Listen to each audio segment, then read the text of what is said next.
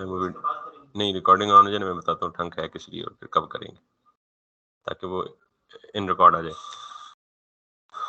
Okay जी, कल हमने Redux का बड़ा सिंपल सा फ्लो कंप्लीट कर लिया था। आई मीन जो साइकिल है, साइकिल ऑफ ऑपरेशंस जितने रिडक्स में रिक्वायर्ड होते हैं वो हम कंप्लीट कर लेते हैं। और मैंने कल भी यह कहा था और आज रीआइट्रेट कर रहा हूँ कि this is the simplest ever example just to make you the concept clear, the flow of different things clear.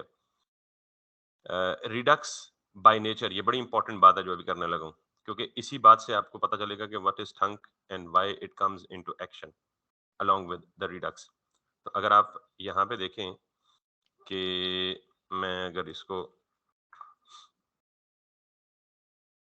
redux thunk, तो इसको अगर मैं यहाँ पे कहीं writing logic with thunks by nature Redux synchronous operations को या बाय नेचर रिडक्स जो है वो सिंक्रोनस है।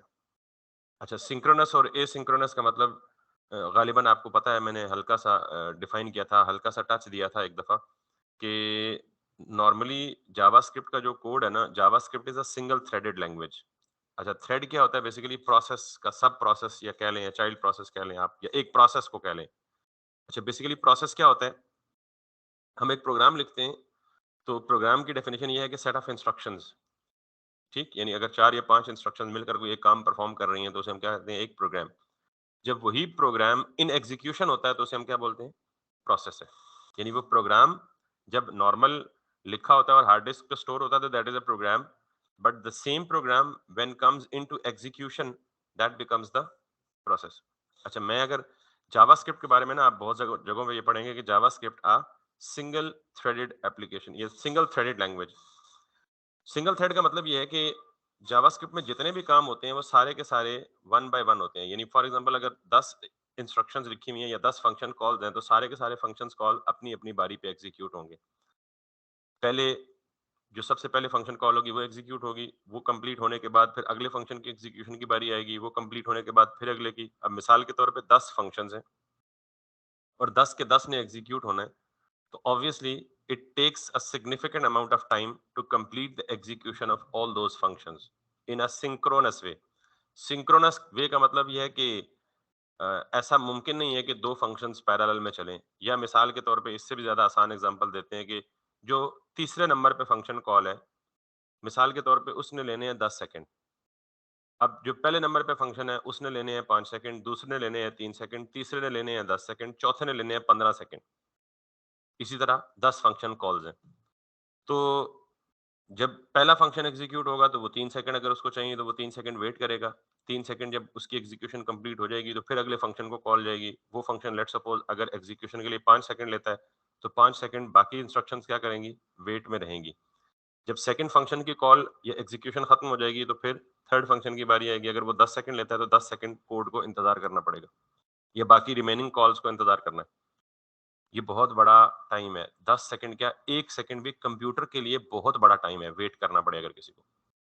तो इसका मतलब ये है कि ये जो एग्जीक्यूशन या ये जो प्रोसेस है इसको क्या कहते हैं? Synchronous execution.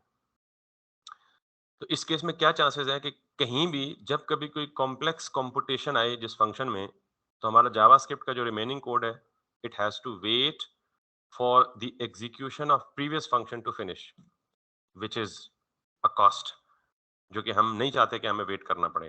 ज़ाहिर है एक फंक्शन तो नहीं हो सकता, ऐसे कई हो सकते हैं। अगर सबको वेट करना पड़ेगा तो फिर तो काम खराब होगा। तो ये है सिंक्रोनस नेचर ऑफ प्रोग्रामिंग।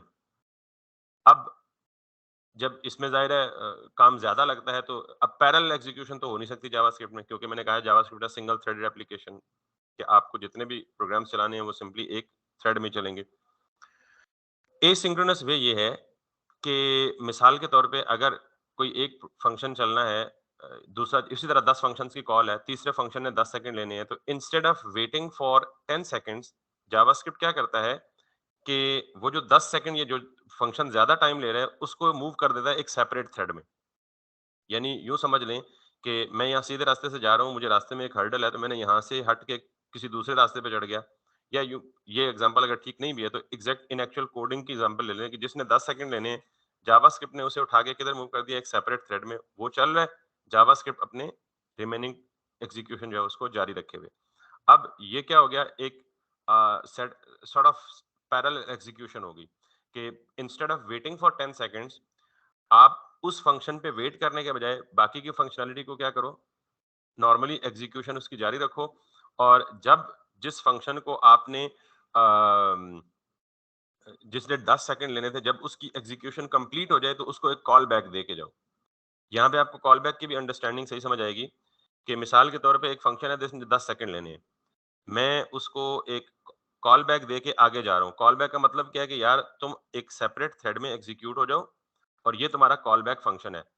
जब तुम्हारी एग्जीक्यूशन खत्म हो जाए तो तुम क्या करो, इस कॉल बैक को एग्जीक्यूट कर दो। इन द मीन टाइम में क्या कर लूँ, आगे का काम कंप्लीट कर लूँ। अगले फंक्शन में गया, अगर वो 15 सेकंड लेता है तो 15 सेकंड उसको वेट करना तो महंगा पड़ेगा। इसने फिर उसको एक कॉल बैक फंक्शन दिया, एक सेपरेट लूप में, एक सेपरेट जगह पे मूव किया और कहा कि तुम अपनी एग्जीक्यूशन जारी रखो, मैं इतनी देर में क्या करूंगा, आगे से हो गया होऊंगा, यानी अगले फंक्शन को एग्जीक्यूट करके वापस आ जाऊंगा। तो बेसिकली ये इस तरह से एक चीज मेंटेन हो रही होती है। इसका जो प्रॉपर और एग्जैक्ट कॉन्सेप्ट है ना, वो बेसिकली है इवेंट लूप का, जावास्क्रिप्ट की इवेंट लूप, जिसमें आपको एसिंक्रोनस नेचर का कंप्लीट अंदाजा होगा। मैं चूंकि इंटेंशनली उस इवेंट लूप को डिस्कस नहीं करना चाह रहा, because that is a bit of separate thing, और उसमें काफी लंबी चौड़ी डिटेल चाहिए। बेसिकली अगर मैं प्रॉपर टर्मिनोलॉजी में आपको ये कॉन्सेप्ट समझाऊं ना, तो ये बेसिकली है, जावास्क्रिप्ट में दो चीजें मेंटेन हो रही होती हैं, एक हीप है और एक स्टैक है। जब भी आपका कोई फंक्शन चलता है तो वो फंक्शन बेसिकली एक कॉल स्टैक क्यू में, या एक, इसको कहते हैं फंक्शन कॉल स्टैक, या कॉल स्टैक क्यू कहते हैं इसको, या सिर्फ स्टैक भी बोल सकते हैं। तो ये जो फू है, बज है और बार है, ये तीन फंक्शंस हैं।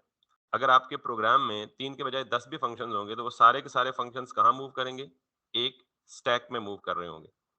अब मिसाल के तौर पे यहाँ पे आपका जो foo का फंक्शन है, इसने टाइम कम लेना है या नहीं लेना, या इसमें कोई भी एसिंक्रोनस कॉल नहीं है। अच्छा, एसिंक्रोनस कॉल क्या होती है, उस पे भी आता हूँ बहरहाल। फॉर एग्जाम्पल ये फंक्शन थोड़ा सा टाइम लेता है, अभी मैं लेमन, ये फंक्शन थोड़ा सा ज्यादा टाइम लेता है, मिसाल के तौर पे इट टेक्स 10 सेकंड, बस जिसका नाम है। तो कॉल, ये जो जावास्क्रिप्ट क्या करेगा, इसको मूव कर देगा किधर, किसी भी वेब एपीआई के पास। अब मैं मिसाल देता हूँ कि कोई भी फंक्शन ज्यादा टाइम कब लेता है, जब उस फंक्शन की कॉल हमारी एप्लीकेशन से बाहर जाती है। और ऐसा मोस्ट मोस्ट केसेस में कब होता है, जब हम किसी एपीआई को कॉल करते हैं या जब हम डोम को एक्सेस करते हैं।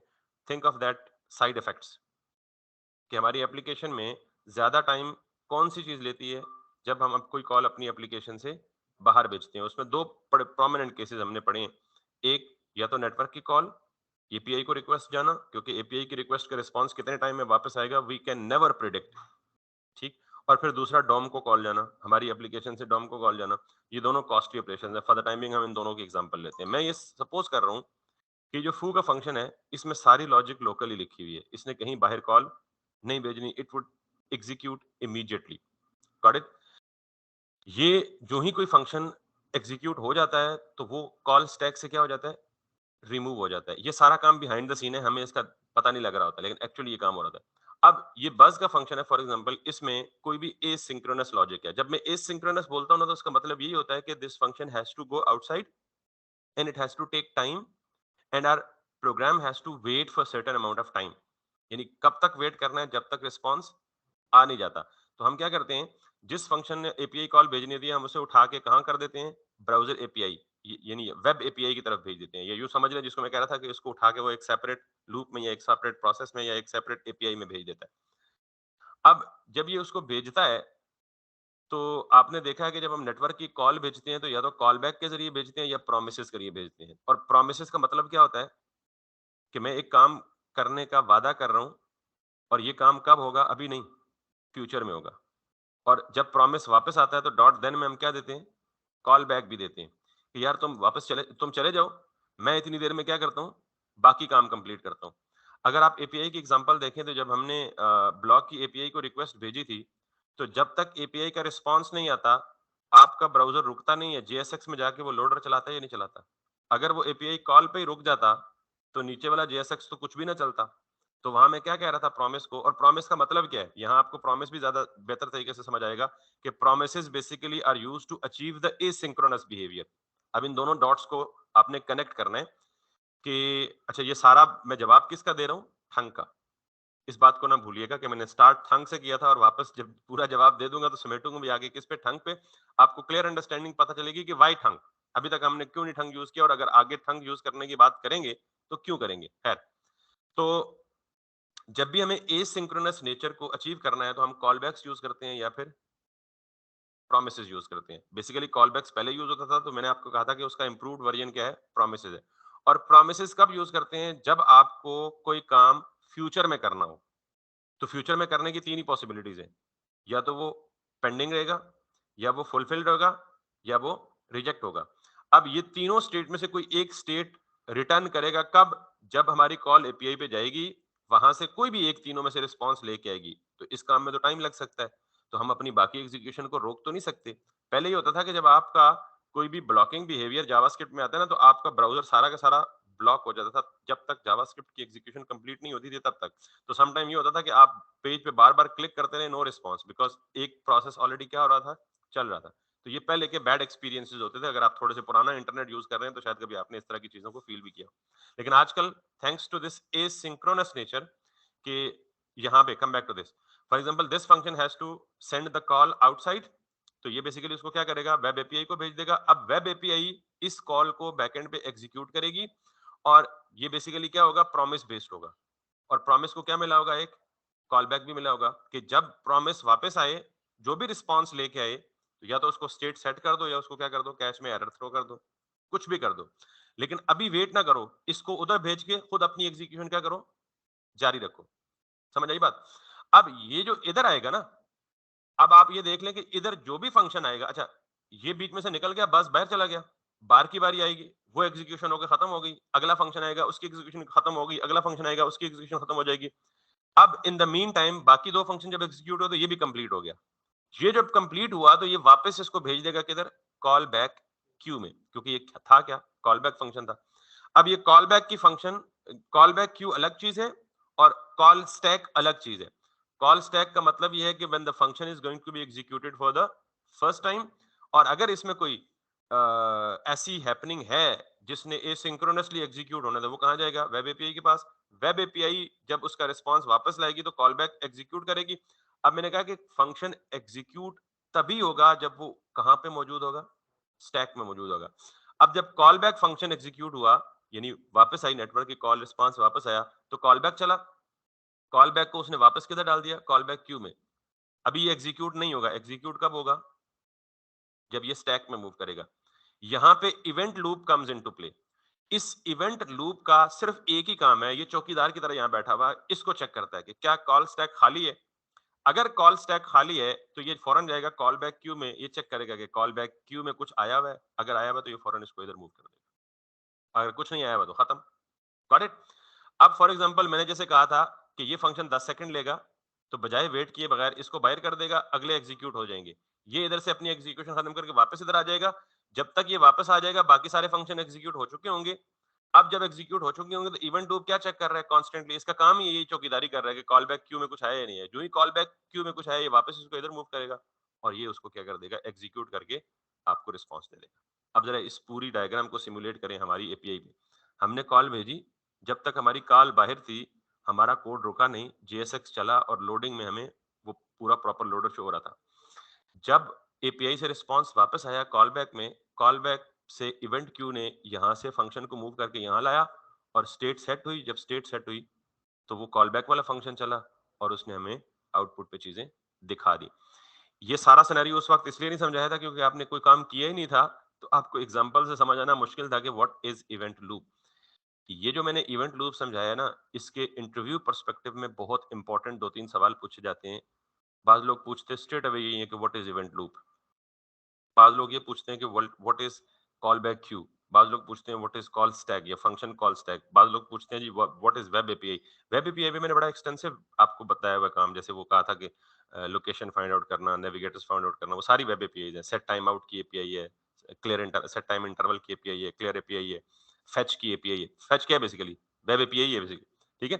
तो ये सारी की सारी चीज़ें मैंने आपको पहले बताई हैं, लेकिन ये फॉर द फर्स्ट टाइम बताया। तो अब इंटरव्यू में जो 2-3 क्वेश्चंस आने की पॉसिबिलिटी होती है वो ये है, नोड जेएस आर्किटेक्चर क्या है? या नोड जेएस आर्किटेक्चर एक्सप्लेन करें।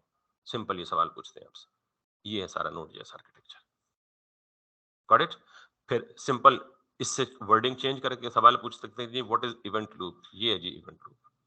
What are promises and why are they used? अब जरा ज्यादा डेप्थ में अंडरस्टैंडिंग होगी कि प्रॉमिस का मतलब ये है कि something is not going to be executed right now, rather it is going to happen in the future. और जब फ्यूचर में कोई हैपन होगा तो वो क्या रिटर्न करेगा? आपको प्रॉमिस से रिटर्न करेगा। और प्रॉमिस से आप कैसे रिजल्ट एक्सट्रैक्ट करेंगे? कॉल बैक से।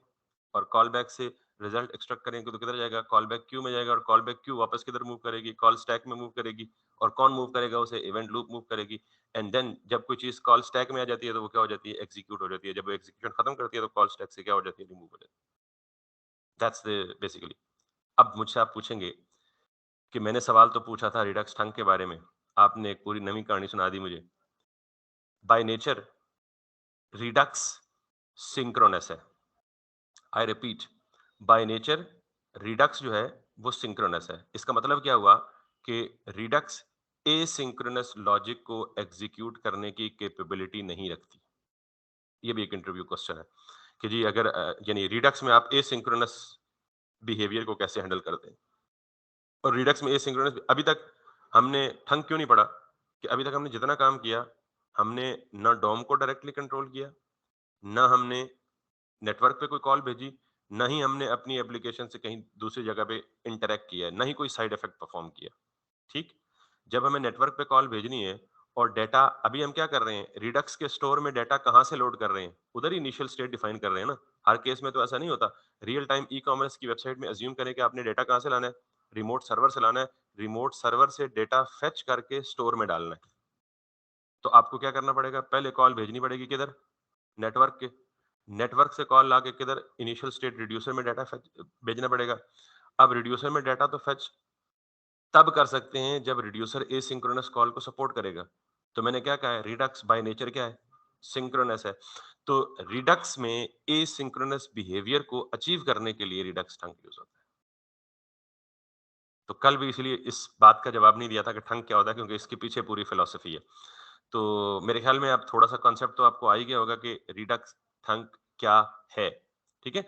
अब अगर आप यहाँ इस स्टेटमेंट को पढ़ेंगे ना, तो यहाँ देखेंगे the word थंक is a programming term that means a piece of code that does some delayed work. समझ आ गई आपको? वैसे तो नाम से ही अगर ये पूरी हिस्ट्री मेरी समझें आप तो, rather than execute some logic now, we can write a function body or code that can be used to perform a work later. और वो later का मतलब क्या है कि भाई अभी हमारे पास कोई चीज है ही नहीं है, हम क्या एग्जीक्यूट करें? मिसाल के तौर पे मैंने कहा जी पोस्ट और सेट पोस्ट की स्टेट बनाई हुई है। अब पोस्ट में डेटा तब आएगा जब प्रॉमिस रिटर्न होके आएगा। जब पोस्ट में है ही कुछ नहीं तो हम शो क्या करेंगे? एग्जीक्यूट क्या करेंगे? लॉजिक क्या परफॉर्म करेंगे? ठीक? तो इसका मतलब हम इस काम को डिले करना चाहते हैं कि पोस्ट को उस वक्त डिस्प्ले करो जब उसका रिजल्ट आपको मिल जाए। For Redux specifically, thunks are a pattern of writing function with logic inside that can interact with the redux store, dispatch and get state method. Using thunks require the redux thunk middleware वगैरह वगैरह जो भी है, जो भी है। बहुत बड़ी-बड़ी कहानी है। मैं आपको स्पेशली कोई 1-2 लाइनें वो बता दूँ, जिसमें आपको ये पता लग सके जी कि ये एसिंक्रोनिसिटी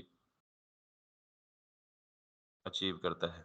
ये the most common use cases are moving complex logic outside the component. Complex logic का मतलब बहुत ज्यादा कंप्यूटेशन है, टाइम टेकिंग वाली लॉजिक है, तो आप उसको किधर मूव कर दें? Thunk middleware. Making async request और other async logic. Asynchronous request हम हमेशा नेटवर्क रिक्वेस्ट को भेजते हैं। Writing logic that needs to dispatch multiple actions in a row over a time. बहुत ज्यादा मल्टीपल एक्शंस बैक वक्त आपको सेंड करने हैं, वगैरह वगैरह वगैरह। तो ठंक समझ आ गई? तो अब हम ठंक को रिडक्स कोर के साथ नहीं पढ़ेंगे, बल्कि हम ठंक को इन इंटीग्रेशन विद रिडक्स टूलकिट पढ़ेंगे। तो आपको ठंक समझ आ गया है क्या भला? अब आपसे अगर कोई इंटरव्यू में पूछे या जब मैं आगे कहीं जाके रिडक्स ठंक का रेफरेंस दूं, तो मुझसे आप दोबारा सवाल नहीं करेंगे जी कि ठंक क्या भला है। आप इसकी डॉक्यूमेंटेशन में जाके इसको डिटेल से भी पढ़ सकते हैं, लेकिन सच्ची बात पूछे तो इसकी डॉक्यूमेंटेशन में से आधी से ज्यादा चीजें मुझे भी समझ नहीं आ रही होती। लिहाजा फ्लो फॉलो करें जो मैं फॉलो कर रहा हूँ। होपफुली कि आपके सारे जो कॉन्सेप्ट्स है और सारे जो प्रॉब्लम्स हैं वो रिजॉल्व हो जाएंगे। एक ये कॉन्सेप्ट इंपॉर्टेंट था जरा, जितनी मर्जी डायग्राम देखें इनमें मोर और लेस वही चीज, ये जरा ज्यादा क्लियर है। कॉल स्टैक में देखें कॉल है, ग्रीट का, रिस्पॉन्ड का, और ये सारे फंक्शंस है, ठीक है। जो फंक्शन टाइम लेता है वो किधर मूव हो जाता है, वेब एपीआई में, और वेब एपीआई से वापस क्या जाता है, क्यू में, और यहाँ से इवेंट लूप चलती है और ये कॉन्स्टेंटली देखती है क्यू में कोई चीज है तो उसे कॉल स्टैक पे मूव करती है। एग्जैक्ट वही, लेकिन ज्यादा डिस्क्रिप्टिव डायग्राम। इसको देख लें, ये भी वही है लेकिन थोड़ी सी ज्यादा डिस्क्रिप्टिव है। ये भी अलग से वही है, लेकिन अगेन हर एक ने अपनी अपनी डिस्क्रिप्शन दी हुई है, ठीक है। ये देखें प्रोमिसेस किधर चलते हैं, बेसिकली वेब एपीआई में, नॉर्मल जावास्क्रिप्ट की नॉर्मल एग्जीक्यूशन थ्रेड में नहीं चलते वो, वगैरह वगैरह। So coming back to the Redux toolkit, so सबसे पहले, अच्छा मैं इस बात को पहले एडवांस में बता रहा हूँ कि this is the first time I am going to implement the Redux toolkit in any of the project, so I may face many errors, so you have to bear with me for that. यूँ समझे कि ये वाला part हम दोनों मिलकर सीख रहे हैं, स्टूडेंट टीचर। सो रिडक्स टूल किट, एक तो ये पता नहीं सर्च इंजन ने तंग किया हुआ है।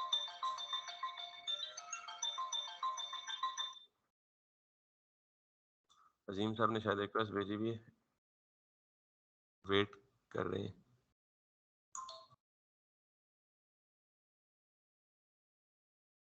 अजीम साहब आप इन है ना, क्या मसला है? जी सर। आप इन है ना, क्यों मिस कॉलें मार रहे हैं? नहीं अभी आया सर, अभी इन हूँ। ओके ओके, मैंने इन किया सर। थैंक यू फाद साहब। कल से ना मैं ये इन आउट वाला काम ही खत्म करूंगा, ओनली फिजिकल। सर जी डायरेक्ट क्लिक पे इन रोल हो जाएगा, इजी है। नहीं आप इधर क्यों नहीं आते? मैं अकेले बंदे का मुंह देख रहा होता हूँ तो बाकी सारे नहीं सर ऑनलाइन पता बैठ है के क्या, मजे कर रहे लाइट होते हैं। नहीं है, दो सुबह 9 बजे गई है और दो बजे आई है सर। और लाइट के बच्चे, मैं इधर आने की बात कर रहा हूँ, ठीक है फिजिकली इंस्टीट्यूट में आने की बात कर रहा हूँ। एनीवेज चलें, सर, मैं तो फिजिकली आता हूँ लेकिन आज पहली बदली है। चलो। लाइट नहीं है ना, बाइक चार्ज नहीं हुई इसलिए शायद। नहीं सर, कपड़े प्रेस कर रहे हैं अपने।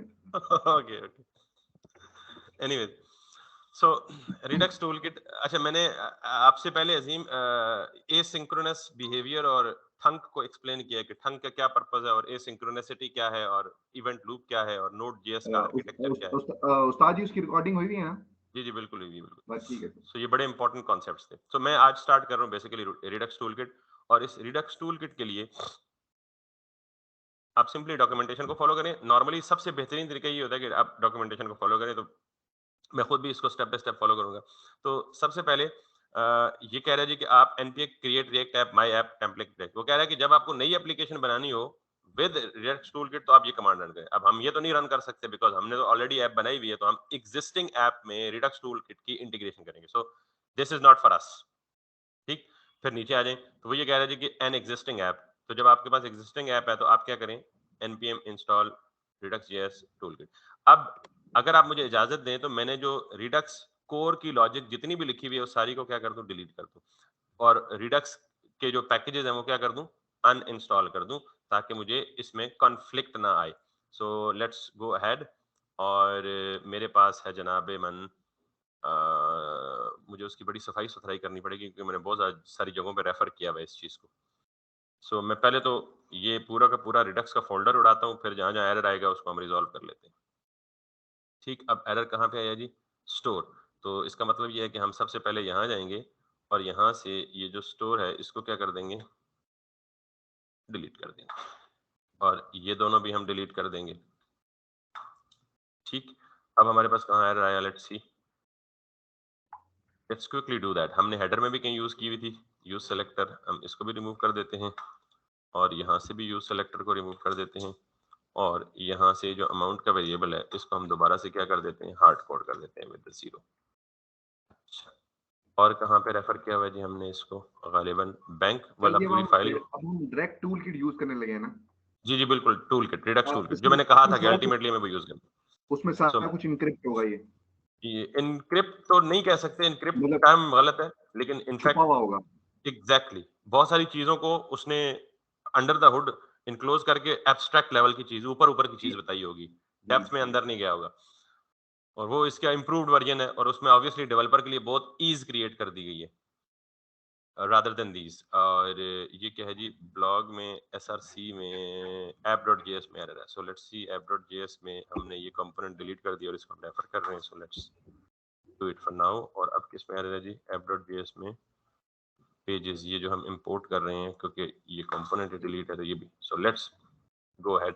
और हमारे सारे एरर्स जो है वो रिजॉल्व हो गए हैं and everything is working perfectly well. वो बैंक वाला जो है ये हम रिमूव भी कर देते हैं हेडर में जाके, because we don't have this component और दिस एंड दिस। ठीक हो गया जी। सो अब हम दो काम करेंगे।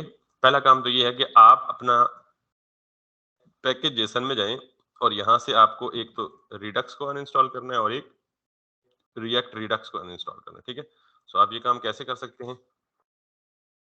आप ये काम कर सकते हैं लाइक npm uninstall redux और फिर react redux। ये दोनों पैकेज में क्या करूंगा, अनइंस्टॉल करूंगा तो यहाँ से मेरी एंट्री क्या होनी चाहिए, गायब होनी चाहिए। इससे आपको ये भी पता लग गया कि कोई भी पैकेज आप अनइंस्टॉल कैसे कर सकते हैं। ठीक है, तो यहाँ से गायब हो गया जी रिडक्स भी और रिएक्ट रिडक्स भी। ठीक है, दोनों की कमांड सक्सेसफुल लॉन्च हो गई। हम वापस इस कमांड पे आते हैं, everything is still running perfectly well और दैट्स इट। अब हम चलते हैं जी अपनी इस टर्मिनल में और जाते हैं यहाँ पे और यहाँ पे और ये कमांड करते हैं npm install redux.js/toolkit। ठीक है, so let's do it now. In the mean time जब तक ये इंस्टॉल होती है हम आगे पढ़ लेते हैं क्या होता है। और अच्छा, ये जैसे npm एक पैकेज मैनेजर है ना, वैसे yarn भी एक पैकेज मैनेजर ही है। तो आप ऑल्टरनेटिवली बाज लोग yarn यूज करते हैं, बाज npm यूज करते हैं, that's totally up to you, it's your choice. It is also available as a compiled, ये हमें नहीं चाहिए, so that's why leave it. What's included, अच्छा इसमें अब देख लें configure store wraps create store. ऐसा नहीं है कि क्रिएट स्टोर खत्म हो गया। जो मैं आपको क्या कह रहा था कि ये बहुत सारी चीजों को अपने अंदर रैप किए हुए। तो to provide simplified configuration option and good defaults it can automatically combine your slice reducers वगैरह वगैरह। तो एक तो आपको अब क्रिएट स्टोर के बजाय क्या करना होगा, स्टोर आपको स्टिल क्रिएट करना है, फ्लो वही है, लेकिन आप कॉन्फ़िगर स्टोर करना होगा। ठीक है, फिर create reducer that let's you supply a lookup table वगैरह, ये सारी चीजें हम आगे चल के पढ़ेंगे। ये फंक्शन है मोस्ट प्रोबेबली। आरटीके हम नहीं पढ़ेंगे।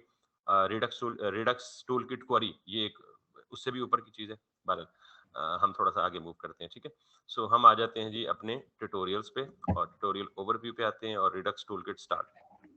तो हम यहाँ पे आके यूजिंग रिडक्स टूलकिट और टूलकिट विद टाइपस्क्रिप्ट और क्विक स्टार्ट पे जाते हैं हम। ठीक है, straight away Redux toolkit quick start, यानी क्विक स्टार्ट में हमें सिंपली उसने एक एग्जांपल दी हुई। अच्छा, जिस तरह मैंने आपको ये कहा था कि जो रिडक्स है ना कोर, ये सिर्फ रिएक्ट के लिए नहीं है, ये वनीला जेएस में भी यूज होता है, ये एंगुलर में भी यूज होता है, ये व्यू जेएस में भी यूज होता है। तो ये जो रिडक्स टूल किट है ना, ये भी ऐसे ही है। ये रिडक्स टूल किट इटसेल्फ सारों के लिए, तो साथ में फिर हर एक डिफरेंट फ्रेमवर्क के लिए एक बाइंडिंग है। तो रिएक्ट रिडक्स स्टिल जैसे हमने पीछे यूज किया react Redux with core Redux use किया, उसी तरह रिडक्स टूल के साथ भी हम क्या करेंगे, रिएक्ट रिडक्स। तो ये तो हमने ऑलरेडी कमांड लॉन्च कर दी अभी। ठीक, तो ये हमें अनइंस्टॉल नहीं करना चाहिए था, चलो कर ही दिया तो हम दोबारा इंस्टॉल कर लेते हैं। ठीक है, सो इसका मतलब है कि हमें दो चीजें चाहिए, रिएक्ट टूलकिट और फिर React Redux to work. npm install और paste, this is what I have actually got it. फिर अब है क्रिएट अ रिडक्स स्टोर। सबसे पहला स्टेप हमने उधर भी यही किया था कि हमने क्या किया, बेसिकली रिडक्स का स्टोर क्रिएट किया। अब आप स्टोर जो है वो बेसिकली सेपरेट फाइल में भी स्टोर कर सकते हैं। तो मैं इसके लिए एक नया फोल्डर बनाऊंगा ताकि हमें सारा कुछ, हमें आपको पता है कि हम सारा रिडक्स पहले सेपरेट लिखते हैं और फिर उसको लिंक करते हैं अपनी एप्लीकेशन के साथ। सो अगेन मैं वही काम करूंगा, मैं सोर्स के अंदर जाके यहाँ पे आके लिखूंगा जी रिडक्स और इसके अंदर एक फाइल बनाऊंगा और उसको क्या नाम दूंगा, tour.js। अब चूंकि मैं आपको कोड समझा चुका हूं तो मुझे बहुत ज्यादा डिटेल की फंक्शनलिटी में जाने की जरूरत नहीं है, आपको पता है कि what I am doing. So create store में जाके हमने सबसे पहले क्या करना है, वहां हम क्या करते थे, इंपोर्ट स्टोर फ्रॉम रिडक्स। तो यहाँ sorry, create store from Redux. तो यहाँ पे हमने क्या किया, कॉन्फ़िगर स्टोर इंस्टेड ऑफ। तो हमने यहाँ पे ये काम कर दिया। उसके बाद उसने कहा जी कि आप वहां पे स्टोर हम क्रिएट करते थे किस फंक्शन से, क्रिएट स्टोर के फंक्शन से। तो हम यहाँ पे यही काम करेंगे एग्जैक्टली, लेकिन this time what we will be calling is कि हम ये काम यूज करेंगे, एक्सपोर्ट कॉन स्टोर एग्जैक्ट यही काम किया था, सिर्फ यहाँ चेंज हुआ था। यहाँ हमने क्रिएट स्टोर लिखा था, उसने क्या लिखा है कॉन्फ़िगर स्टोर। और इसके अंदर हमने क्या पास किया था बेसिकली, सिंगल रिड्यूसर। सिंगल वो एक फंक्शन था, इसने हमें क्या पास किया है, एक ऑब्जेक्ट। इसका मतलब है यहाँ एक रिड्यूसर के बजाय उसने ऑब्जेक्ट दे दिया कि अगर आपके पास मल्टीपल रिड्यूसर्स हैं तो आप मल्टीपल रिड्यूसर भी यहाँ पास कर सकते हैं। तो हम यहाँ पहला फर्क क्या है कि इसके आर्गुमेंट में हमने सिर्फ एक रिड्यूसर का फंक्शन पास किया था, इसने क्या पास किया है, ऑब्जेक्ट। तो इसका मतलब है कि यहाँ पे इस तरह भी हो सकता है, मजीद चीजें भी आ सकती हैं, और फिर हर एक रिड्यूसर के अंदर भी कुछ मजीद चीजें आ सकती हैं। ठीक है, so let's do that. I am straight away following the documentation. उसके बाद ये कहते हैं जी कि आप क्या करें, एक्सपोर्ट टाइप, रूट स्टेट। अच्छा, इन चीजों के करने की फिलहाल जरूरत हमें नहीं है, ठीक है, मैं आगे आपको चल के बताता जाऊंगा साथ साथ। अब वो क्या कह रहा है, provide the Redux store to the React. अगर आप ये देखें, ये भी काम हमने किया हुआ है कि यहां से मैं क्या कर रहा हूँ, स्टोर को एक्सपोर्ट कर रहा हूँ। तो इस स्टोर को मुझे लिंक करना है किसके साथ, अपनी ऐप के साथ। तो उसके लिए उसने भी तरीका बताया हुआ है। उसने कहा जी कि आप कहाँ जाएं, अपनी index.js में। अच्छा, इसने कौन सा सेलेक्ट किया है, टाइप स्क्रिप्ट। हम कौन सा कर रहे हैं, जावास्क्रिप्ट, ठीक है। सो वहां पे ये कह रहा है कि वही काम, एग्जैक्ट वही काम, इंपोर्ट स्टोर करें और इंपोर्ट प्रोवाइडर करें। तो मैं यहाँ पे क्या करूंगा, जाके इंडेक्स में जाके, यहाँ पे जाके इंपोर्ट स्टोर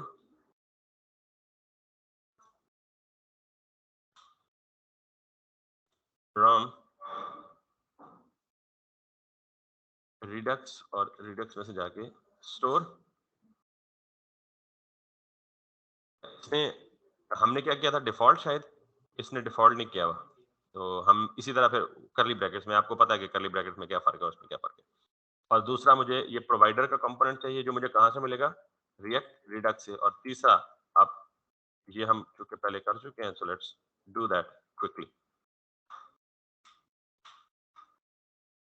तो वी हैव प्रोवाइडेड, और फिर प्रोवाइडर जो है वो बिल्ट इन एक प्रॉप लेता है विच इज स्टोर, और इसकी वैल्यू में वही स्टोर लेता है जो हमने ऑलरेडी यहाँ पे इंपोर्ट किया है।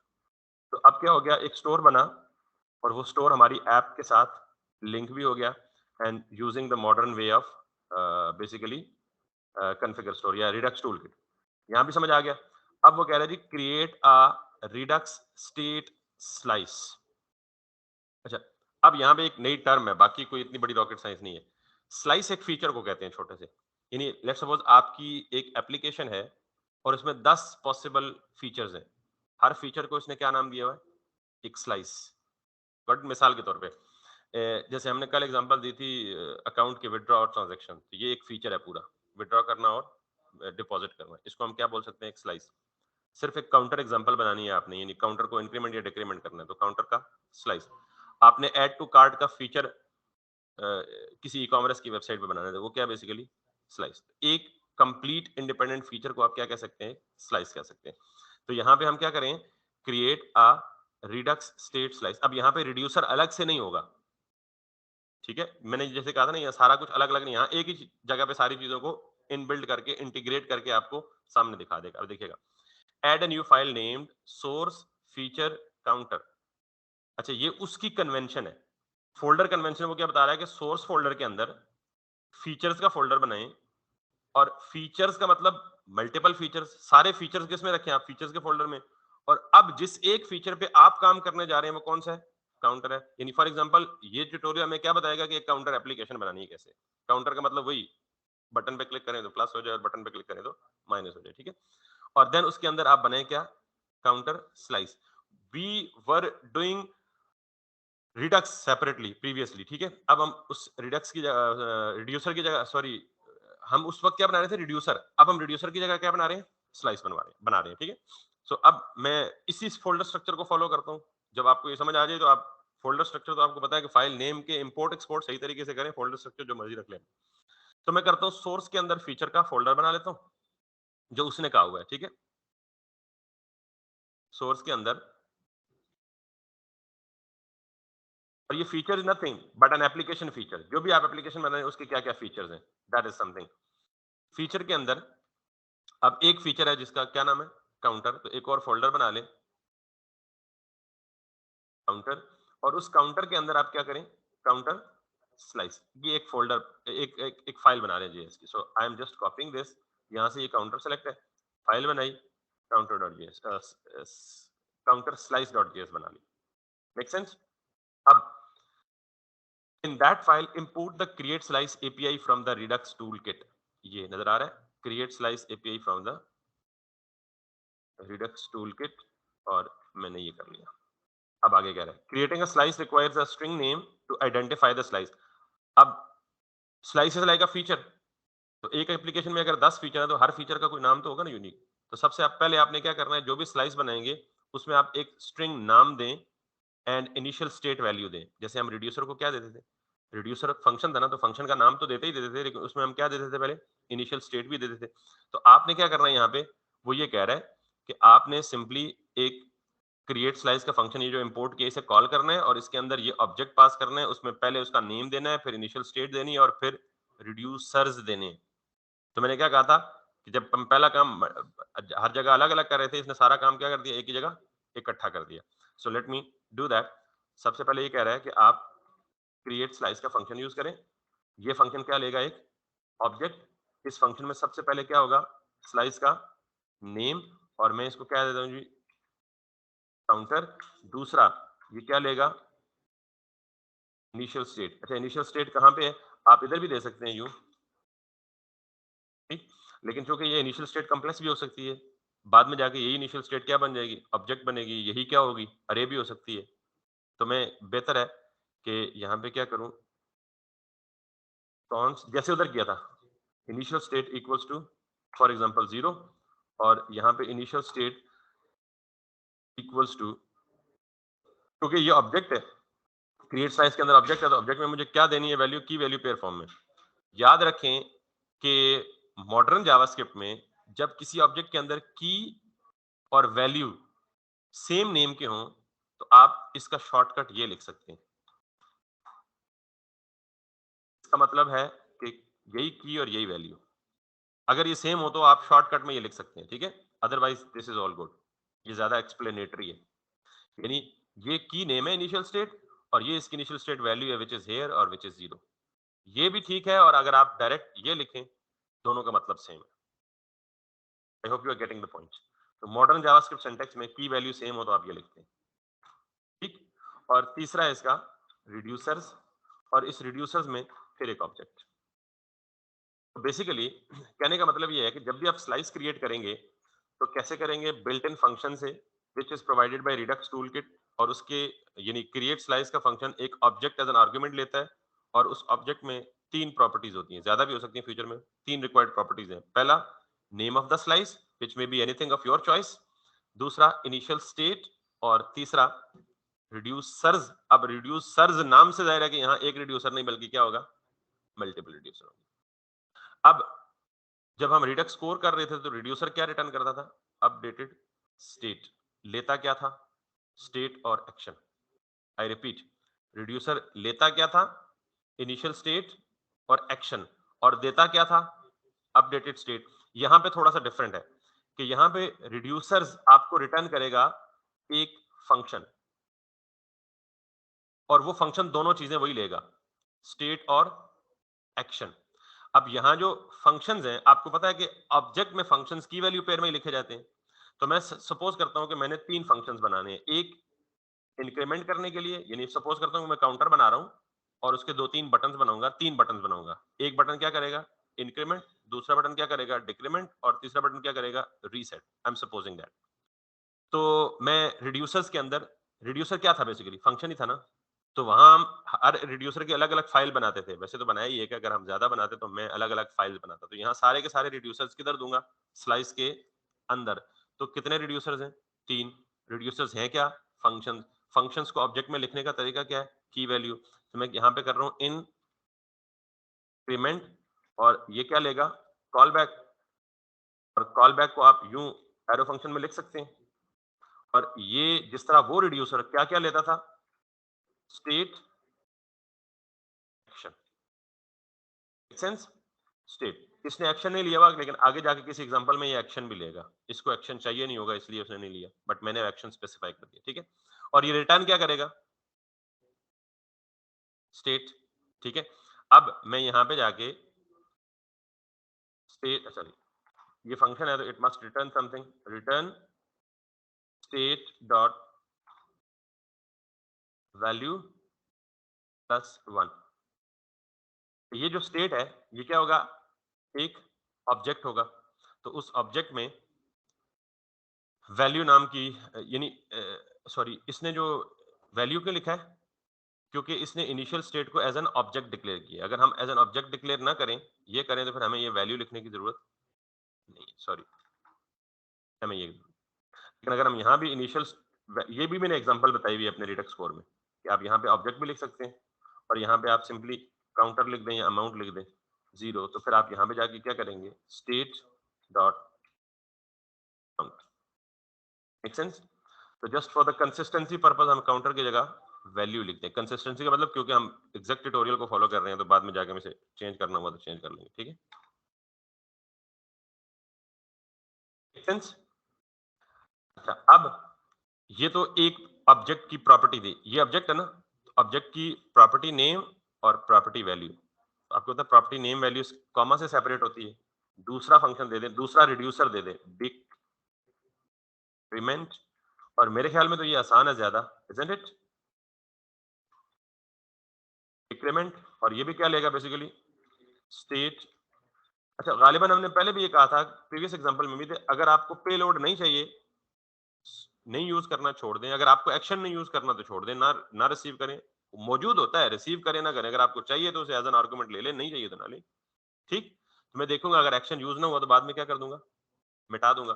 सो यहाँ पे बाकी मुझे क्या, यहाँ पे क्या करना है जी, रिटर्न स्टेट डॉट वैल्यू -1। यहाँ पे दूसरी प्रॉपर्टी सब्जेक्ट खत्म हो गई, और तीसरी क्या है, गालिबन रीसेट ही है, इंक्रीमेंट बाय अमाउंट, जो हमने किया था। पहले हमने क्या किया था, हार्ड कोडेड इंक्रीमेंट और डिक्रीमेंट 1 किया था, फिर हमने हार्ड कोडेड 10 किया था, और फिर हमने क्या किया था, इनपुट वैल्यू यूजर से ली थी और जो वैल्यू यूजर ने दी थी वो हमने वहां से पिक कर ली थी। तो अब मैं वही काम करूंगा। आप रीसेट भी कर सकते हैं, रीसेट में सारों को उठा के डिफॉल्ट वापस स्टेट डॉट वैल्यू को 0 कर देना है, बस सिंपल इज दैट, या रिटर्न सिर्फ 0 कर देना है, ठीक? तो मैं यहाँ पे क्या करूंगा,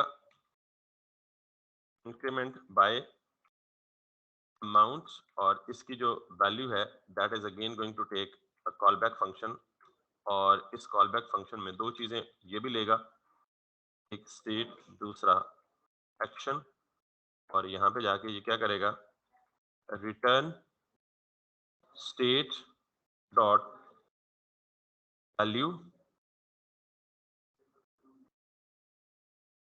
plus equals to action dot pay. Action payload कहाँ जाएगा, जहां से ये कॉल होगा, रिड्यूसर का ये वाला एक्शन जहां से कॉल होगा वहां से वो क्या भेजेगा, साथ में पेलोड भी भेजेगा। यहाँ तक बात क्लियर होगी? ये पता है ना कंपाउंड असाइनमेंट ऑपरेटर, ये पता है इसका शॉर्टकट है, state dot value equals to state dot value plus this. Shortcut लिखने का तरीका ये है। ये हमारा क्या बन गया एक स्लाइस, और एक स्लाइस क्या होता है, एक पूरी एप्लीकेशन का एक फीचर, एक फीचर, रिड्यूसर तो स्लाइस का पार्ट है ना, यानी एक फीचर में मल्टीपल रिड्यूसर्स रिक्वायर्ड हो सकते हैं। आई रिपीट, एक स्लाइस क्या है, एप्लीकेशन का एक फीचर, तो एक फीचर में बहुत सारे रिड्यूसर्स हो सकते हैं, यानी जाहिर है अगर काउंटर है, काउंटर एक फीचर है, तो इंक्रीमेंट करना काउंटर की ही एक फंक्शनैलिटी है ना, डिक्रीमेंट करना काउंटर की ही एक फंक्शनैलिटी है, इंक्रीमेंट बाय अमाउंट करना काउंटर की ही फंक्शनैलिटी है। तो खैर बात समझ आ गई है? तो ये this is the modern way of dealing with Redux using Redux toolkit. अच्छा, अब हमने क्या करना है, हमने सिर्फ ये करना है, action creators are generated for each reducer functions. अब ये जो आपका काउंटर स्लाइस डॉट एक्शंस है ना, ये इसने कमेंट दिया कि action creators are generated automatically, यानी काउंटर स्लाइस डॉट एक्शंस में ये ऑटोमेटिकली जनरेट हुआ, और इसमें से आप डी स्ट्रक्चर ये करके एक्सपोर्ट कर रहे हैं, ये अंडर द हुड हो चुके हमारे लिए, ठीक है। सो और ये कौन से होंगे हमें कैसे पता चला? जितने फंक्शंस हम रिड्यूसर्स में देंगे ना, ये सारे के सारे बतौर एक्शंस हमें, यानी बतौर फंक्शंस कॉल हमें अवेलेबल हो जाएंगी आउटसाइड द वर्ल्ड, हमें अगर हम इनको अगर एक्सपोर्ट करेंगे तो, ठीक है। और एंड पे हमें ये रिड्यूसर भी तो कहीं पास करना है ना, कहाँ पास करना है? स्टोर में, तो इसको भी एक्सपोर्ट करना है। तो दो चीजें एक्सपोर्ट करनी होगी आपको हर स्लाइस में, एक actions those that were generated by the slice itself or by for the reducer functions, और दूसरा इस रिड्यूसर को एक्सपोर्ट इसलिए करना है कि हम इसको इंपोर्ट करके स्टोर में पास करेंगे। ये फ्लो तो आपको पता ही है। सो हम क्या करेंगे, ये एक्सपोर्ट कॉन्स्ट दिस 10 के 10 फंक्शंस अवेलेबल हो जाते हैं। अब हमें एक्सपोर्ट कौन सा करना है वो हमारी मर्जी, जिसको हमने यूज करना है। 10 की जगह 15 होते हैं, जितने भी रिड्यूसर्स यहाँ होते हैं वो सारे के सारे काउंटर स्लाइस एक्शंस में हमें अवेलेबल हो जाते हैं। इसमें से हम डिस्ट्रक्चर करेंगे। अब हमें अगर ये नहीं चाहिए, सिर्फ ये चाहिए, तो बाकी दो को अवेलेबल है, हमें नहीं चाहिए तो ना एक्सपोर्ट करें। Make sense? और दूसरा, सॉरी, डिफॉल्ट एक कंपोनेंट में या एक फाइल में डिफॉल्ट एक ही हो सकता है, बाकी बहुत सारे हो सकते हैं। एनीवेज, तो मैं यहाँ से इसको यहाँ से क्या करूंगा, एक्सपोर्ट। यहाँ तक कोई बात समझ आ गई? कोई बात कंफ्यूज कर रही है तो मुझे बताएं, और अगर नहीं कंफ्यूज करी तो I believe it's a bit simple, even more simpler than that previous one. पता नहीं आपको सिंपल लगा या नहीं लगा, लेकिन मैं अगली चीज देख रहा हूँ कि जो उस उधर बड़ा जोर लगाना पड़ता था करने के लिए एसिंक्रोनस भी, लेकिन इसमें मुझे लग रहा है कि that would be quite easy for me. ठीक हो गया जी रिडक्स टूल किट। अब आए और कहें जी कि add slice reducer to the store. जो स्लाइस आपने यहाँ से एक्सपोर्ट किया ये वाला, इसको आपने किधर स्टोर, किधर करना है? स्टोर में। तो यहाँ पे आप देखें काउंटर रिड्यूसर इंपोर्ट हो रहा है कहाँ से? काउंटर स्लाइस की फाइल से। तो ये है मेरी काउंटर स्लाइस की फाइल। सर जी ये जो ये थोड़ा एक बार आपने कंप्लीट कर लिया ना, तो एक बार सर स्टेप बाय स्टेप वो रिवीन एक बार बता देना ये। ठीक है भाईजान, थैंक यू सर। ठीक हो गया, ठीक हो गया। सो हमें बेसिकली अब क्या करना है, काउंटर रिड्यूसर यहाँ पे इंपोर्ट करना है, और कहाँ पे इंपोर्ट करना है? बेसिकली अपनी स्टोर की फाइल में। सो लेट्स इंपोर्ट दिस, किधर स्टोर, ये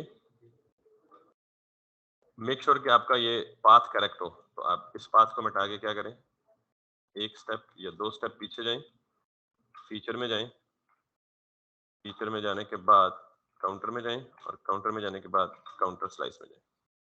अब ये जो आपका रिड्यूसर है ना, ये की वैल्यू पेयर में अगर मल्टीपल रिड्यूसर्स भी होंगे तो आप खुद अपने दे देंगे। तो मैं इसे क्या कहूंगा, काउंटर, और वैल्यू में क्या दूंगा, काउंटर रिड्यूसर। इधर अगर आपका कोई दूसरा स्लाइस होगा उसको भी यहाँ इंपोर्ट करेंगे, और नीचे दूसरी की देके तीसरा काउंटर पास करेंगे, या तीसरा रिड्यूसर या तीसरा स्लाइस। अब मैं तीसरा, चौथा, पांचवा जितने भी होंगे सारे के सारे इसी कॉन्फ़िगर स्टोर में एडजस्ट हो जाएंगे। दिस इज व्हाट, सॉरी, ये रिड्यूसर का ऑब्जेक्ट रहना है, रिड्यूसर के ऑब्जेक्ट के अंदर की वैल्यू पेयर में ही देना है आपको, ये बात ख्याल रखनी है। तो मैं यहाँ पे ये मौजूद है, इसके अंदर काउंटर, इसका सब्जेक्ट के अंदर आपको जितने भी देने हैं कॉमा के साथ दे सकते हैं। ठीक, it's just the remembrance of syntax. तो वो आपको पता है, अभी मुझे भी नहीं आता। तो it you are very easy and you are free to actually consult the documentation quite comfortably, no. अब जी use redux state and actions in the react components. अब वो काम आया कि जाके कंपोनेंट के यूआई से एक्शन को डिस्पैच करें और इनके साथ इंटरैक्ट करें। ठीक, तो अब आपने क्या बनाना है, आपको पता ही है कि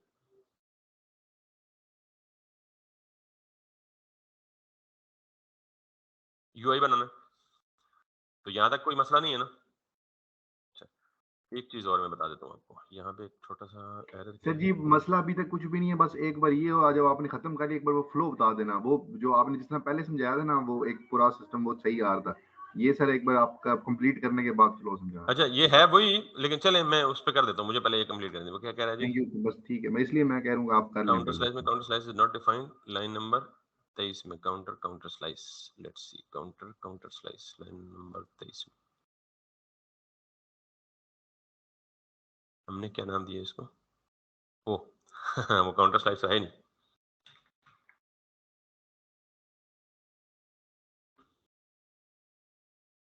ठीक, हमने ये काउंटर स्लाइस को यूज करना है, ठीक है। ओके, अब ये हमारा सारा काम बन चुका। हमें अब क्या चाहिए? अच्छा, यहाँ पे एक्शन यूज नहीं हो रहा दोनों जगहों में, लेकिन हम यूज करेंगे। हम वहां से उसी तरह इनपुट से वैल्यू भेजेंगे और यहाँ पे इसको अप करेंगे इंक्रीमेंट और डिक्रीमेंट करते वक्त 12। तो अब मुझे करना ये है कि एक काउंटर की फाइल बनानी है, और वो फाइल आप कहीं भी बना लें। मैं उसको बना रहा हूँ अगेन उसी तरह पेज पे, और यहाँ पे बना रहा हूँ क्या, counter, sorry, counter dot JS और RFCE, और यहाँ पे सिंपली पहले देता हूँ इसको हेड या हेडर, और दूसरे नंबर पे देता हूँ जी मैं BUTTUN।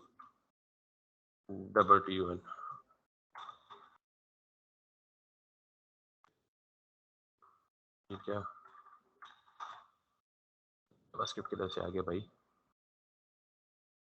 जावास्क्रिप्ट रिएक्ट, सो BU बटन और INCRE इंक्रीमेंट, इसको आप कह दीजिए इंक्रीमेंट, और यहाँ पे आप कह दीजिए स्पैन, और इस पे आप कह दीजिए कोई हम यूज सेलेक्टर से लेके आएंगे, ठीक है। सो वो भी कर लेते हैं, import use selector from React Redux, ठीक। और यहाँ से हम use selector, it would take callback इस, और this is going to be state dot, क्योंकि पहले जब हम पिछली एग्जांपल की थी तो हमारे पास यहाँ स्टेट क्या थी, सिर्फ नंबर था। अब हमें स्टेट के अंदर से क्या लेनी है, वैल्यू लेनी है, तब यहाँ पे 0 लिखी। मेक सेंस ना? और ये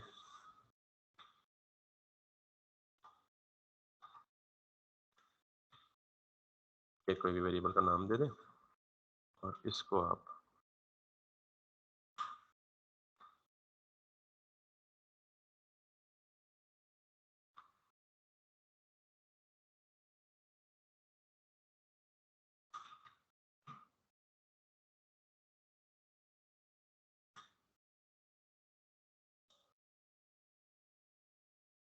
ये आपका क्या काउंटर का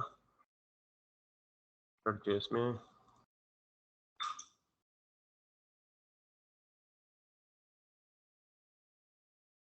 काउंटर लें और हेडर में आए, और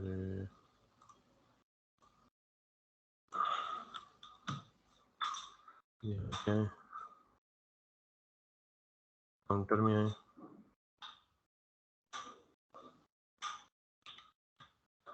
इधर भी काउंटर में आए, और जो काम आपने यहाँ किया है ये वाला, ये हेडर में कर दें, ये काउंटर उठाएं, यहाँ भी शो कर दें, और हेडर में ये भी कर दें, ये भी, ठीक है। इसमें कोई मसला तो नहीं है, ये सारा काम वही केस है, मैं आपको बड़ी जल्दी से वो एक्सप्लेन कर दिए। और एक मिनट, ये क्या गया है जी, काउंटर, और ऐप में जाएं, और ऐप में हमने कर दिए, काउंटर कर दिए, ठीक है।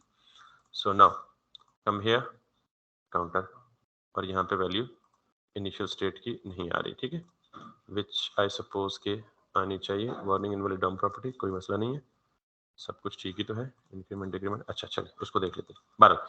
सो अच्छा, यहाँ भी नहीं आ रही, टॉप पे भी नहीं आ रही, हेडर में भी, ठीक है।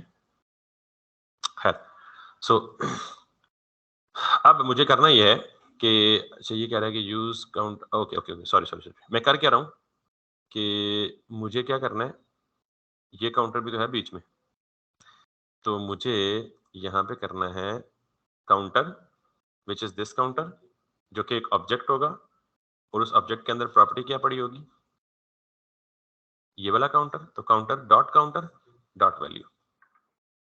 इसको समझ नहीं है वो बोल दीजिएगा प्लीज, या तो आप ये कर लें स्टेट, या ये कर लें काउंटर।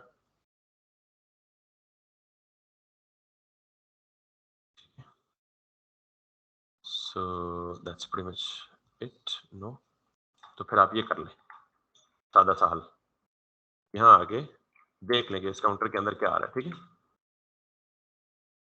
आपको सारी कहानी जिस तरह यूज सेलेक्ट, जिस तरह वो आप इनिशियल वैल्यू लेते थे, वही यहाँ पे ले रहे हैं ना आप? एग्जैक्टली स्टेट से इनिशियल वैल्यू रिडक्स से लेना था, बिल्कुल वही लेना। डिडक्ट से ले रहे हैं, मतलब कि जितनी स्टेट्स हैं वो आप यहाँ इससे ले रहे हैं ना, जो स्टेट।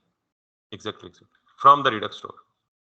तो अनडिफाइंड आ रहा है, इसका मतलब मस्ती इधर हो रही है यूज सेलेक्टर में, ठीक है। तो हम क्या करेंगे, स्टेट डॉट वैल्यू के बजाय स्टेट डॉट काउंटर, और उसको जरा देखें, अब ये मस्ती नहीं करेगा। Can you see this? अब ये state dot counter dot value यहाँ कर लें, या काउंटर डॉट वैल्यू यहाँ कर लें, कोई मस्ती नहीं होगी, ठीक। इससे तो आप वाकिफ हैं, ठीक है। So that's done for us for now. और यही काम इधर भी करेंगे हेड में जाके। तो ये देख रहे हैं ना स्टेट डॉट काउंटर, आप सीधा कंसोल करेंगे तो सारा कुछ आपको क्लियर हो जाएगा कि आपको क्या मिल रहा है। लेकिन एक और तरीका भी है, बहुत मजे का तरीका है रिडक्स की स्टेट को ट्रैक करने का, अभी वो बताता हूँ जरा इन जमेलों से निकल जाऊँ तो। एग्जैक्टली ऑब्जेक्ट में, बिल्कुल ऐसे ही, you are absolutely right. State dot counter, sir जी, इसकी एक एक्सटेंशन भी तो मिलती है ना रिडक्स टू, उसकी वो एक्सटेंशन से पता लग रहा होता है कि वो। अभी क्या बोला है, रिडक्स की स्टेट ट्रैक करने के लिए बहुत मजे की चीज बताऊंगा। ठीक है। सबर कर जाना। ओके, सो नाउ ये दोनों जगह पे आ गई, ठीक है। लेकिन इंक्रीमेंट डिक्रीमेंट में कुछ भी नहीं हो रहा बिकॉज हमने एक्शन को डिस्पैच नहीं किया। अभी करें या 2:06 हो गए, कर ही देते हैं बीच में सर वीकेंड एक पे बार, आप। सर पता है क्या, अभी जितना किया उतना ही ठीक है, बस इसे एक बार सर थोड़ा सा ना वो स्टेप बाय स्टेप अबे आखिरी थोड़ा चीज सा। रह गई, सिर्फ फंक्शन कॉल करनी है यार, कर लेने दे, आगे 3 छुट्टियां हैं, कर लोगे ना यार।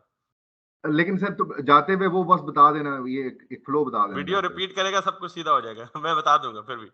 अच्छा, ठीक है। अब मुझे यहाँ पे क्या करना है, ऑन क्लिक और हैंडल इंक्रीमेंट, और इसको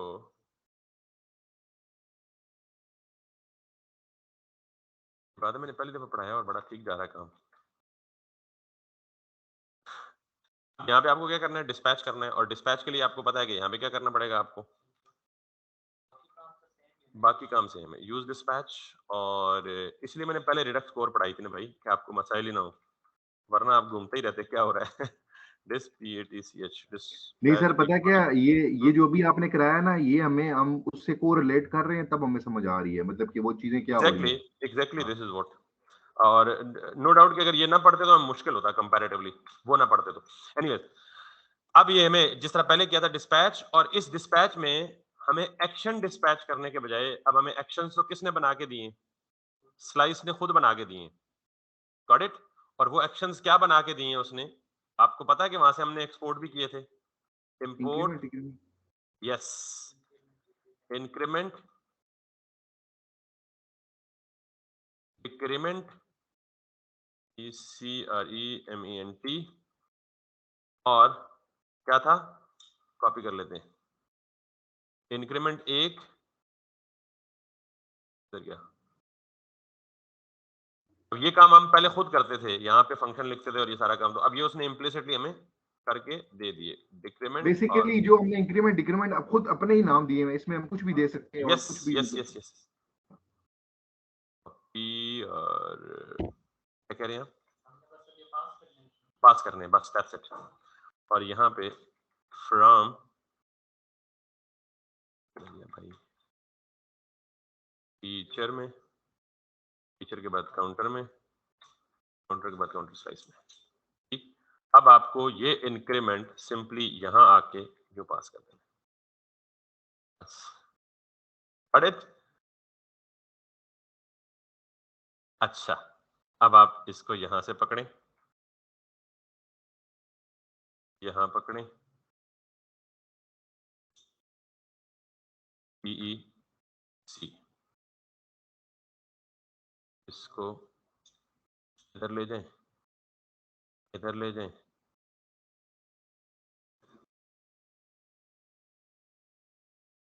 इधर ले जाएं यार, इधर ले जाएं। हाँ, कोई एरर नहीं, जिंदाबाद। यप, कुछ ना कुछ गलत हो गया। खैर, क्या गलत हुआ उसको एक्सप्लोर करते हैं। इंक्रीमेंट से जिंदाबाद। यहाँ से हमने किया कॉल इंक्रीमेंट और that didn't update the state. Anyways, चले देख लेते हैं उसको। यहाँ तक क्लियर हो गया जी? यस सर, ठीक, एकदम। ओके ओके, एकदम क्लियर हो गया। अब हम यहाँ पे देखते हैं जी कि इन्होंने क्या किया हुआ है। इन्होंने किया हुआ है जी कि अनक्लिक डिस्पैच। अच्छा, ये चीज आपको पता ही है कि जब हम सिंपल चीज इसको कॉल करना हो यहाँ पे, तो हम ये भी कर सकते हैं एक कॉल बैक फंक्शन में, यानी शॉर्टकट वे में डिस्पैच डायरेक्ट इधर ही कर सकते हैं, बजाय इसके कि हम उधर जाएं।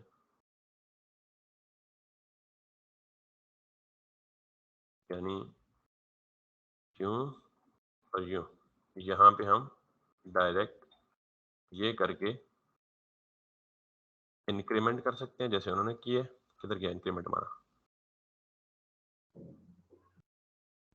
ये और डिस्पैच इंक्रीमेंट दिस, और फिर हम इसको भी कर सकते हैं यूं, डिस्पैच, डिस्पैच में हम डिक्रीमेंट और decrement like this, even a shorter way. Yes, दोनों तरीके ठीक है, वो भी ठीक है जो मैंने किया है, इस तरह जरा ज्यादा शॉर्ट हो गया। अब मसला ये है कि हम देखते हैं जी कि डिस्पैच हो गया, अनक्लिक डिस्पैच हो गया, ठीक हो गया, गुड हो गया, गुड हो गया, गुड हो गया और गुड हो गया, सब कुछ गुड हो गया। अब क्या कह रहा है? Now any time you click the increment and decrement button, the corresponding reduction will be dispatched to the store and counter slice reducer will be the action update state this. अच्छा, यानी कि हम सब कुछ ठीक कर रहे हैं, तो फिर ये अड़ कहाँ पे रहा है, ये इसकी हमें बात समझनी है और देखनी है। Let's see.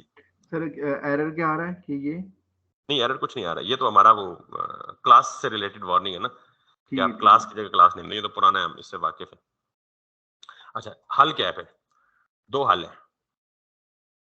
पहला हल तो ये है कि सिंपली आप जाएं काउंटर स्लाइस में और इस इंक्रीमेंट में आके कंसोल करके चेक करें कि ये फंक्शन हिट हो रहा है या नहीं हो रहा। ठीक, तो हम यहाँ पे क्या करेंगे?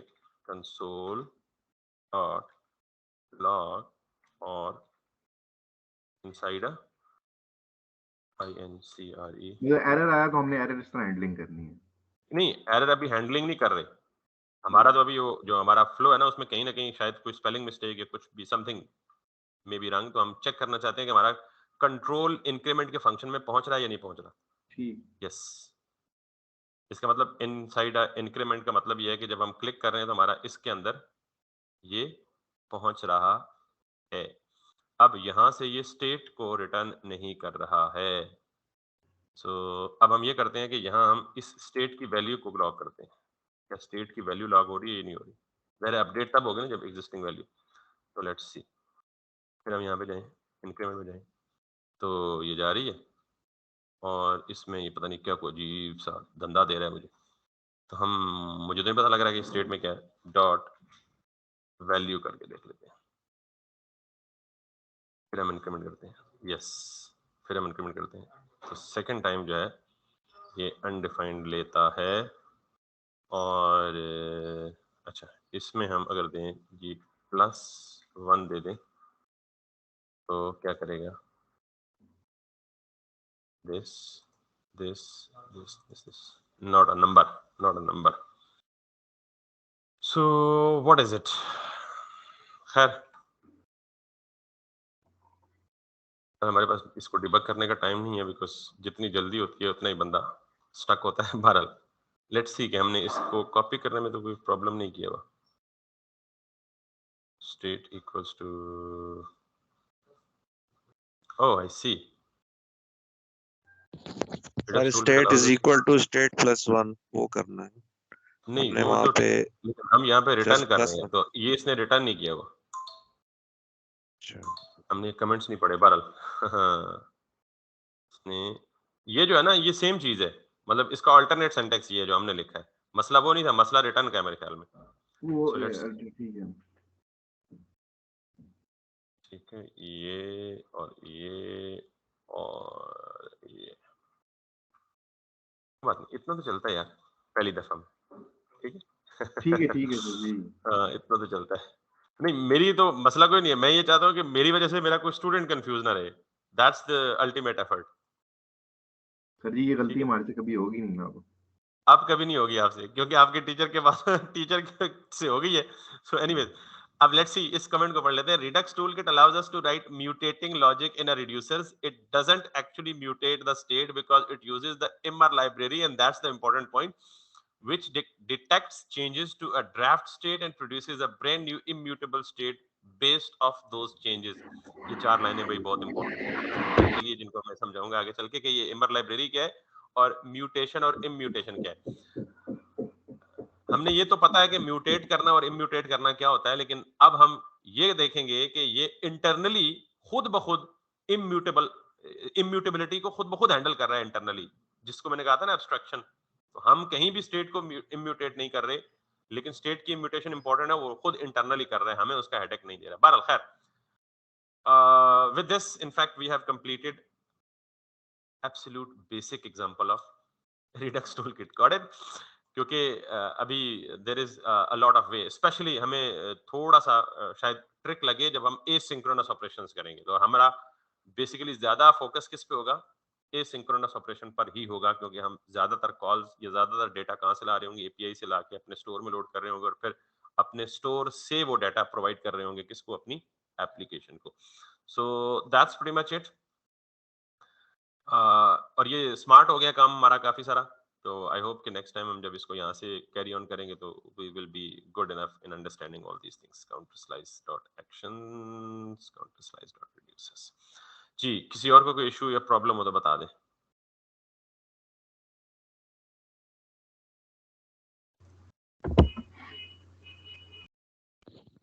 किसी को नहीं है कोई नहीं सर जाने दे सर तो वीडियो देख लेंगे पीछे अब वो टाइम भी ऊपर हो गया ना समझ आई फिर देख। ना समझ आए तो हम इधर ही ना भाई हम तो थोड़ी भागे जा रहे हैं ठीक है सर। तो ओके जी thank you very much most probably by Monday हम एक छोटी सी टू डू ऐप बनाएं यूजिंग रिडक्स टूलकिट जिसमें मतलब जरा थोड़ा सा कोई बड़ी चीज नजर आए हमें और फिर हम हाँ ये एसिंक्रोनस ऑपरेशंस नहीं करेंगे जब तक हम खुद अपना बैकएंड नहीं पढ़ लेते अपनी एपीआई को रिक्वेस्ट नहीं भेजते यानी रिडक्स टूलकिट यूं समझे कि हम आधी फ्रंट एंड के साथ पढ़ चुके हैं और आधी जो रिमेनिंग है वो बैकएंड में मंडे और ट्यूसडे 2 दिन गालिबा हम लगाएंगे टू डू ऐप बनाने में जिसमें आपको क्रिएट नीड टू डू यानी पूरा क्रड ऑपरेशंस होंगे और वो क्रड ऑपरेशंस होंगे using Redux toolkit new to do add करना एग्जिस्टिंग टू डू को एडिट और अपडेट करना फिर डिलीट करना और वो सारा काम उससे आपको मजीद कॉम्प्रिहेंसिव अंडरस्टैंडिंग हो जाएगी और फिर अगले 2 दिन जो होंगे इस पे लगा के फिर 2 दिन प्रोबेबली हम मंडे पे सॉरी बैकएंड पे शिफ्ट हो जाएंगे so thank you very much for today और इंशाल्लाह विल सी यू ऑन